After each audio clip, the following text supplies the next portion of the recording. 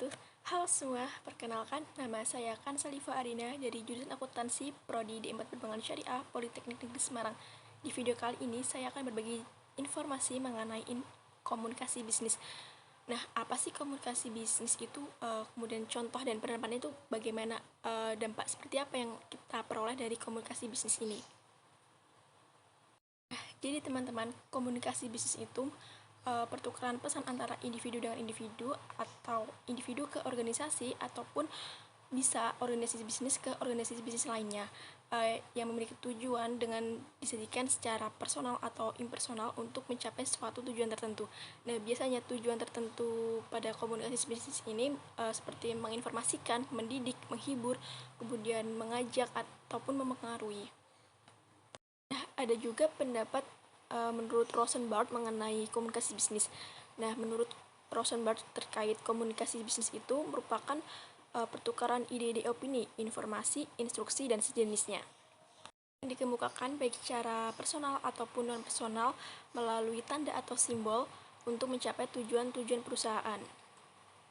Nah, terdapat pula beberapa jenis komunikasi bisnis. Yang pertama berdasarkan jenis media informasi, di mana di dalamnya itu ada dua, yaitu komunikasi lisan dan komunikasi tertulis.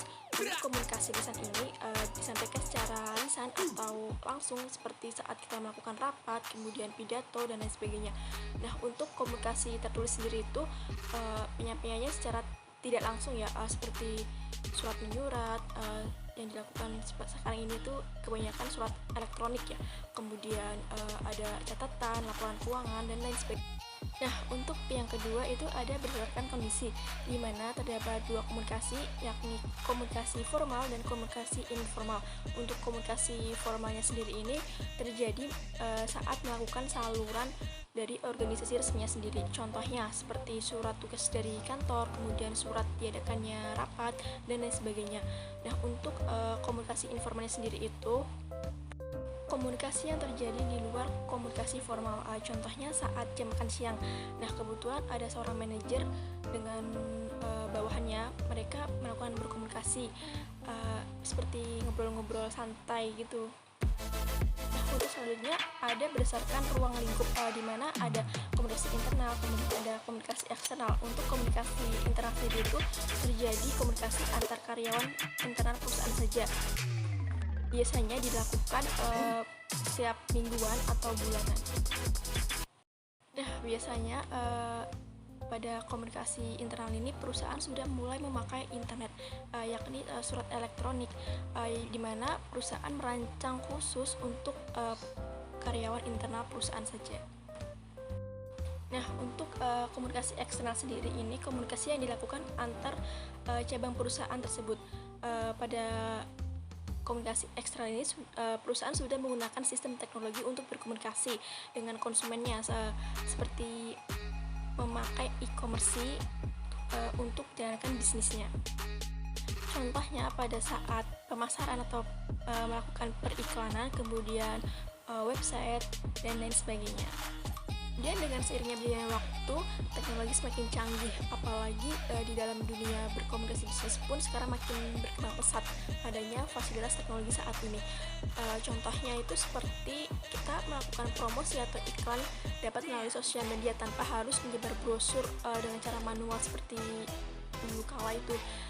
Seperti misalnya kita dapat melakukan promosi di akun Instagram, kemudian Facebook, terus kita dapat membuat akun store online seperti Shopee, Tokopedia, Lazada, dan lain sebagainya.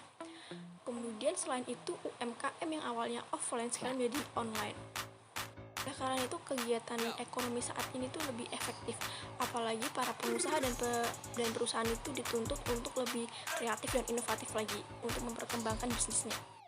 Dengan adanya komunikasi bisnis dapat memudahkan kerjasama antara perusahaan dengan perusahaan lainnya, tentunya dengan syarat berkomunikasi dengan baik dan efektif. Dan yang terpenting adalah tujuan untuk diterapkannya komunikasi bisnis dalam dunia nyata atau dunia kerja, bahkan dalam perusahaan ini untuk menciptakan etos kerja dan motivasi kerja positif bagi setiap karyawannya. Selain itu juga dapat menghindari kesalahpahaman antar kedua belah pihak. Sekian video dari saya. Apabila ada salah kata dan pengucapan, mohon maaf. Wassalamualaikum warahmatullahi wabarakatuh. Terima kasih.